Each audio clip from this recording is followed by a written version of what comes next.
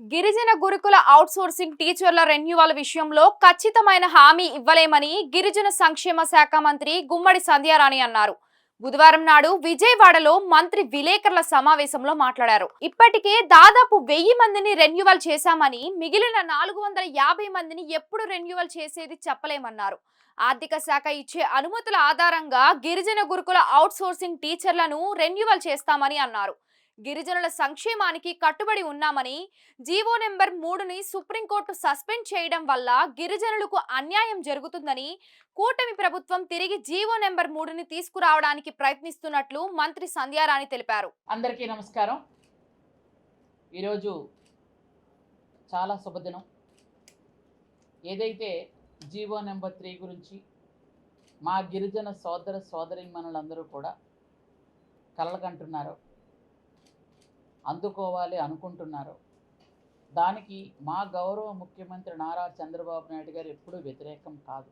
ఆదివాసీలకు నష్టం కలగకుండా ఏ విధంగా జీవో ఇస్తే బాగుంటుందో అనే ఉద్దేశంతో కూటమి ప్రభుత్వం వచ్చిన తర్వాత 9 ఐటీడీఏల్లో కూడా ఐఏఎస్ ఆఫీసర్లను చైర్మన్గా పెట్టి మా డైరెక్టరే వెళ్ళారు. అక్కడ మీటింగులు పెట్టి అక్కడ ప్రజాప్రతినిధులు, అలాగే ఉద్యోగ సంఘాలు, జేఏసీ సంఘాలు, ఆదివాసీ గిరిజనులు మొత్తం అందరూ కూడా ముఖ్యమైన వాళ్ళందరూ వచ్చి వాళ్ళ తాలూకా అభిప్రాయాలు తీసుకొని అవన్నీ కూడా క్రోడీకరించి గౌరవ ముఖ్యమంత్రి గారికి సమర్పిస్తున్నాం.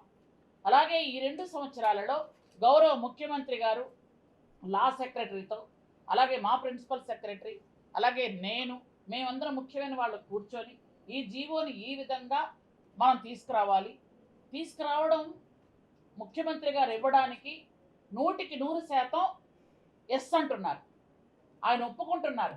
కానీ ఈ జీవో వచ్చిన తర్వాత దాన్ని కాపాడుకునే బాధ్యత మాది.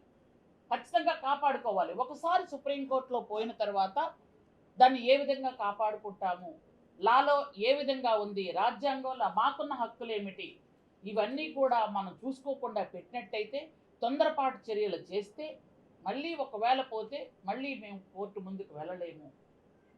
మళ్ళీ మా ఆదివాసీలు అనాథలైపోతారు, ఆదివాసీలకు అన్యాయం జరుగుతుంది, మా బిడ్డలు భావితరాలకు అన్యాయం జరగకూడదనే ఉద్దేశంతో గత 2 సంవత్సరాలుగా దీని మీద పూర్తిగా మేము ప్రయత్నం చేస్తున్నాం. కానీ చాలామంది, ఎందుకంటే అమాయకమైన గిరిజనుల్ని కావాలని వెనక నుండి కొన్ని ప్రలోభాలకు గురి చేస్తున్నారు. ఎందుకంటే కొంతమందికి ఇప్పుడు రోడ్డు మీదకి వచ్చినటువంటి కొంతమంది పిల్లలకి అసలు జీవో నెంబర్ 3 ఏంటి, దానిలో ఉన్న క్లాజులు ఏంటి, దానిలో ఉన్నటువంటి న్యాయపరమైనటువంటి అడ్డంకులు ఏంటి అని కూడా కొంతమంది తెలియకుండా పిల్లల్ని రెచ్చగొడుతున్నారు. మీ భవిష్యత్తు పోయింది, మీరు ఇలా అయిపోతున్నారు, అలా అయిపోతున్నారని. కానీ కూటమి ప్రభుత్వం జీవో నెంబర్ 3కి వ్యతిరేకం కాదు. కాబట్టి మొన్న చంద్రబాబు నాయుడు గారితో కూర్చొని, గౌరవ ముఖ్యమంత్రి గారితో కూర్చొని మాట్లాడారు. ఆ రోజు మాట్లాడుకున్న తర్వాత ఎవరెవరైతే ఈరోజు గిరిజన సంఘాల నాయకులు ఉన్నారు, ప్రతి ఐటీడీఏలో వీళ్ళతో అభిప్రాయాలు ఆల్రెడీ తీసుకోవడం జరిగింది. ఈరోజు ఇక్కడ మన డైరెక్టరేట్లో కూడా వాళ్ళందరినీ కూడా రమ్మన్నాం. వాళ్ళ తాలూకు అభిప్రాయాలు తీసుకొని దీని మీద ముఖ్యమంత్రి గారితో డిస్కస్ చేసి ఒక కమిటీ ఫామ్ చేయటమా, లేదనుకుంటే మనం వీళ్ళందరూ అభిప్రాయాలు తీసుకొని ముఖ్యమంత్రి గారికి ఇచ్చి లా సెక్రటరీ వీళ్ళందరూ కూడా మనం కూర్చొని మాట్లాడి ఈ జీవో నెంబర్ 3ని ఖచ్చితంగా కాపాడుకోవాలనే ఉద్దేశంతో ఈ ప్రభుత్వం ముందుకెళ్తోంది. జీవో నెంబర్ 3ని ఒక మంచి ఫలాలుగా భావితరాలకు అందించాలనే ఉద్దేశంతో ఈ ప్రభుత్వం ముందుకు వెళ్తుంది. కాబట్టి జీవో నెంబర్ 3ని తెచ్చుకోవడం ఎంత ముఖ్యమో దాన్ని కాపాడుకోవడం కూడా అంతే ముఖ్యమని మేమందరం కూడా ఇక్కడ, అందుకనే ఎమ్మెల్యేలు అలాగే చైర్మన్స్ అందరం కూడా కూర్చున్నాం. మేమందరం కూడా గిరిజన ప్రజాప్రతినిధులు 7 నియోజకవర్గాల నుంచి 7గురు ఇక్కడ రిప్రజెంటేషన్ చేయడం జరిగింది. కాబట్టి మేమందరం కూడా ఈ జీవో మీదే మేమందరం కూడా అందరికీ కావాలి, మేమందరం గిరిజనులందరికీ కూడా ఈ జీవో కావాలి. మేము ఎవరం వ్యతిరేకం కాదు. ఖచ్చితంగా ఈ జీవో గౌరవ ముఖ్యమంత్రి గారు మాకు ఖచ్చితంగా ఈ జీవోని మాకు అందరికి కూడా వరంగా ఇస్తున్నారు. ఎందుకంటే మొదటి నుంచి ఆదివాసీలకు మంచి చేశారు అని అంటే అది కూటమి ప్రభుత్వంలో, మొదటి నుంచి తెలుగుదేశం ప్రభుత్వంలోనే జరుగుతుంది. ఆ రోజు నందమూరి తారక రామారావు గారు, ఈరోజు చంద్రబాబు నాయుడు గారు చేసుకుంటూ వెళ్తున్నారు. ఎందుకంటే చాలామంది చాలా విధాలుగా మాట్లాడుతూ ఉంటారు. 50 ఏళ్ళ గిరిజనులకు పెన్షన్ ఇచ్చింది పూర్వం ఎవరైనా ఇచ్చారా? ఏ ప్రభుత్వం అయినా ఇచ్చిందా?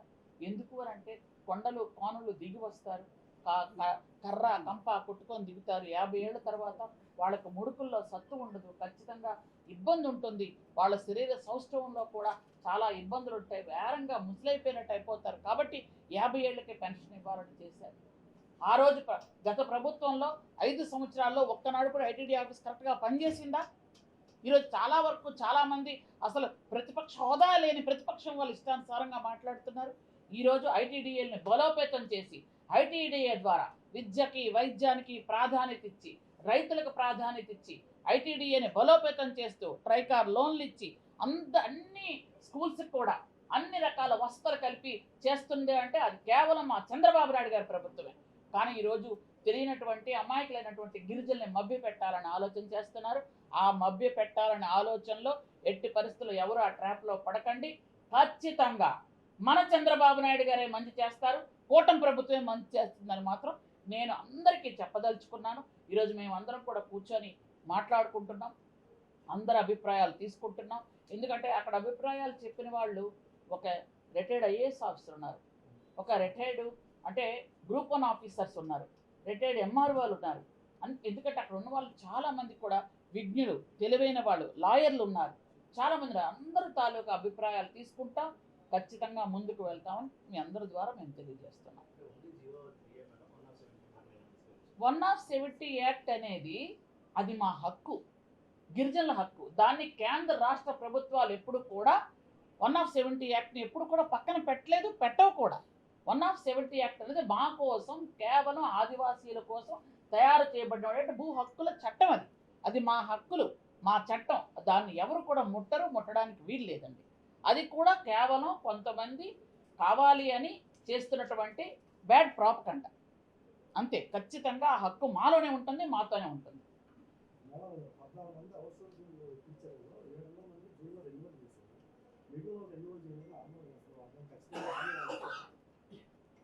మీ డిఎస్సీలో ఎఫెక్ట్ అయిన వాళ్ళ గురించి చెప్తున్నారా? ఎస్, మీకు అవుట్సోర్సింగ్ టీచర్స్ 1450 మంది టోటల్గా. మీకు మొన్న డిఎస్సి తీసేటప్పుడు అన్ని డిపార్ట్మెంట్లలో కూడా ఎఫెక్ట్ అయ్యారు. సోషల్ వెల్ఫేర్లో ఎఫెక్ట్ అయిన వాళ్ళందరినీ కూడా ఇంటికి వెళ్ళిపోయారు కొత్తగా వచ్చిన తర్వాత. అలాగే బీసీ వెల్ఫేర్లో ఎవరెవరైతే కొత్తగా మొన్న వచ్చారో వాళ్ళని కూడా పంపించేశారు, వాళ్ళు కూడా వెళ్ళిపోయారు. కానీ ట్రైబల్ వెల్ఫేర్లో మాత్రం 1450 మంది ఎఫెక్ట్ అయితే 1450 మంది ఎఫెక్ట్ అయ్యారు. కాబట్టి మనకు ఏమైనా ఖాళీలు ఉంటే కొంతమందిని నింపుకొని మిగిలిన వాళ్ళని పంపించడానికి మేము అనుకున్నాం. ఎందుకంటే అది మంచి చేస్తున్నట్ట కానట్ట విజ్ఞులైన మీకే అర్థమవుతుంది. 1450 మంది ఎఫెక్ట్ అయితే మిగిలిన డిపార్ట్మెంట్లు అందరూ పంపించేస్తే మేము పంపించకుండా ఆ 1450లో దాదాపు 1000 వరకు ప్రజెంట్ అడ్జస్ట్ చేయడానికి ప్రయత్నాలు చేస్తున్నాం. కాబట్టి మిగిలిన వాళ్ళను కూడా అడ్జస్ట్ చేయాలి అంటే ఖాళీలు కూడా ఉండాలి. అందువలన సీనియారిటీ, అలాగే ఒంటరి మహిళలు, అలాగే హ్యాండిక్యాప్డ్ వాళ్ళు, ఇట్లాంటి వాళ్ళకి ప్రయారిటీ ఇస్తూ చూస్తున్నాం. ఎందుకంటే రేపు రాబోయే డిఎస్సిలో కూడా కొంతమంది ఒక 2 ఏళ్ళు 3 ఏళ్ళు 4 ఏళ్ళ క్రితం జాయిన్ అయిన పిల్లలు ఉన్నారు, వాళ్ళు డిఎస్సి రాయగలరు మళ్ళీ. కానీ ఈ 450 మందిని కూడా తీయాలని మా ఉద్దేశం లేదు. కానీ మాకు ఖాళీలు ఉంటే ఫైనాన్స్ డిపార్ట్మెంట్లో మాకు అప్రూవల్ వస్తే వాళ్ళను కూడా ఉంచాలని ఉద్దేశంతోనే ఉన్నాం. ఎందుకంటే అన్ని డిపార్ట్మెంట్లు ముందే పంపించేసాయి మీకు తెలుసు, కానీ మేము ఇంతవరకు వాళ్ళని ఎవరిని పంపించలేదు. అది గిరిజనుల మీద ముఖ్యమంత్రి గారికి ఉండే అభిమానం. ఖచ్చితంగా ఎవరిని పంపించకూడదు అనుకున్నాం, అందుకే అడ్జస్ట్ చేస్తున్నాం. ఎంతవరకు కావాలంటే అంతవరకు అడ్జస్ట్ చేయగలుగుతున్నాం. దాదాపు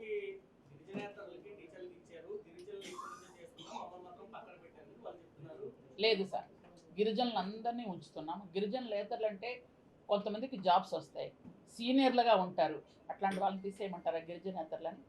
ఒకసారి ఆలోచించండి. ఎందుకంటే డిఎస్సిలో అంటే డిఎస్సిలో 2000 పోస్టులు మాకు ఇక్కడ వచ్చాయి. 2000 పోస్టులు వచ్చినప్పుడు 2000 పోస్టుల్లో 2000 మనం రాసుకోవచ్చు, ఎవరైనా రాయొచ్చు. 2000 పోస్టులు ట్రైబల్ వెల్ఫేర్ డిపార్ట్మెంట్లో మేము ఫిల్ చేసాం.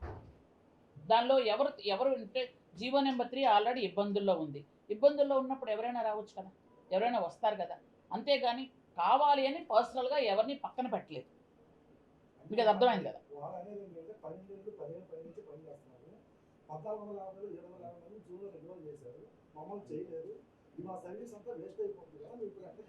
లేదు సార్, లేదు. సీనియారిటీ ఉన్న వాళ్ళందరినీ ఉంచుతున్నాం సార్. సీనియారిటీ వాళ్ళు ఎవరిని తీయట్లేదు.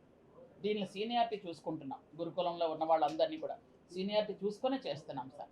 వాళ్ళు ఎందుకంటే అనవసరమైన ఆందోళన వద్దని అందుకనే మొదటి నుంచి చెప్తున్నాను.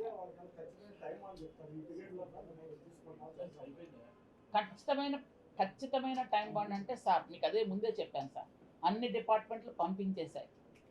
ఎప్పుడు సంవత్సరం ముందే పంపించేశాయి. ఈ సంవత్సరం వరకు కూడా మేము వాళ్ళందరినీ ఉంచాం. ఎందుకు అని అంటే అడ్జస్ట్ చేయాలనే ఉద్దేశంతో. ఎంతవరకు అడ్జస్ట్ చేస్తే అంతవరకు అడ్జస్ట్ చేసిన తర్వాత మిగిలిన చెప్తాం సార్ తప్పకుండా. Anybody please. Thank you so much అండి. అందరికీ ధన్యవాదాలు. మీ అందరూ మాకు సపోర్ట్ చేస్తున్నందుకు thank you very much. Sir దయచేసి అందరూ భోంచేసి వెళ్ళండి, ఎందుకంటే అక్కడ కొంతమంది ఇంకా మాట్లాడారు, మిగిలిన వాళ్ళు మాట్లాడాల్సి ఉంది. మేము అక్కడ ఉంటాం, మీరు మాత్రం భోంచేసి వెళ్ళండి ప్లీజ్ అందరూ కూడా. Thank you.